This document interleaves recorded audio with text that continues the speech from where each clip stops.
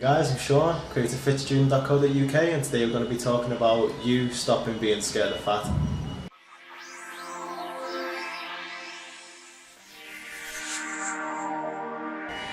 Okay, so somehow today we've all managed to become scared of eating fat.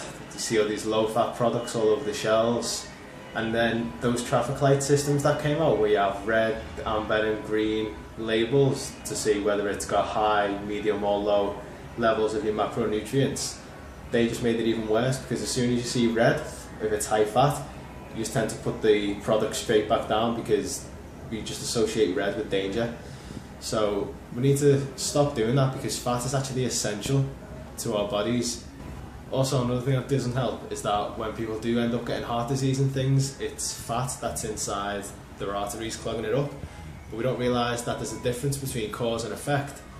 And the fat isn't the cause, it's just the effect. The cause is the other bad eating habits we have, which is things like smoking and just eating bad foods, like junk food, biscuits and all those kinds of things.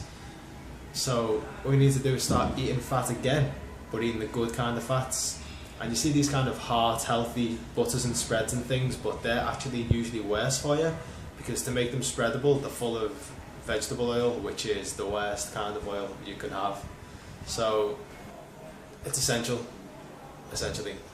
And the fact that it's a macronutrient, the word itself kind of implies that it's essential, given that the word means it should be in large quantities, as opposed to a micronutrient like the sort of minerals and vitamins which you take in low quantities. So our body uses them for a ton of different things. Every cell membrane is made up of fat. That's the thing that protects the cell and decides what comes in and out. And you have 100 trillion cells at any given time, sometimes more, sometimes less, but it's a big number. And if every one of those is essentially made of fat, it kind of makes sense to eat the fat to supply to your cells.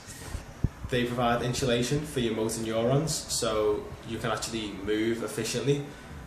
They act as an energy source and storage, so if you have no energy, you can't do anything. They act in hormone balance, so stopping you having these crazy mood swings, which some of you might get, and general insulation and protection to keep you warm, protect your body, and as a shock absorber to protect your internal organs, which doesn't really need justifying. That's pretty self-explanatory. So the way we're going to do, you're going to start eating good fats, okay?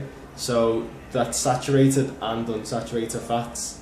So I'm just going to tell you a couple of those sources so you can start getting them in. So your unsaturated fats, you've got things like oils, so that's more like olive oil, peanut oil, things like seeds, so that's pumpkin seeds, sesame seeds, sunflower seeds. I love sunflower seeds, I don't know about everybody else.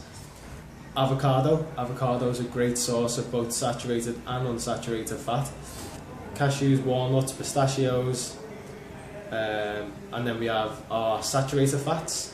And despite the bad reputation that saturated fats have had recently, they're also essential to your body's functions, because some of those things I mentioned before are caused by unsaturated fats and some of them are caused by saturated fats. So we need to get saturated fat sources in. So that's things like butter, cheese, coconut oil, and meats. You know, you get that fatty bit around the outside of your steak or lamb chops. That's all saturated fat, so a lot of us cut it off, but it's actually good for you to eat that fat, because it's a good natural source of fat, and it's a kind of fat that your body can actually process. Which kind of brings us on to the other end of fats, which is the actual fats that you should avoid. So those are things that are called trans fats, and these are fats that have been taken from their natural state and processed through a process called hydrogenation, to basically a point where they're essentially plastic. And then what happens is they get pumped into your food. It makes your food last longer on the shelf, and that's basically the only reason it's in there, so that supermarkets, if they don't sell things, don't have to just keep churning things over. So it's good for the supermarkets, but it is not good for you, because your body doesn't know how to process it. It's not natural, and so your body just has to use your other nutrients to break down those trans fats. So it essentially becomes an anti-nutrient, because your body has to use up the good things to break down the bad thing, which you'd rather use the good nutrients for your natural bodily processes.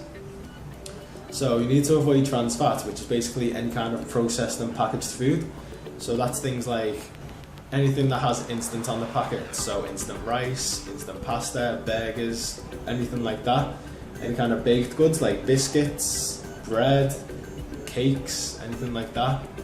Obviously fast food is in there, that's just full of trans fat. Crisps, there's a lot of trans fat in those. And spreads, so those heart healthy spreads are full of vegetable oil and trans fat, which you want to avoid despite the fact that it says that it's good for you. So make sure you're not doing that in eating those things. So it's essentially anything that's not come fresh out of a field is what we're trying to get at. So basically that's the general message of this video. You need to start eating the good fats, the natural things, and start avoiding those processed things. And I guarantee if you start doing that, no matter whether you just jump in and switch everything out at once or switch them in one by one, it might take a couple of weeks, but after that it'll be fine. Your body will reset back to its normal function and then you'll start to feel a lot better. Okay, until next time guys.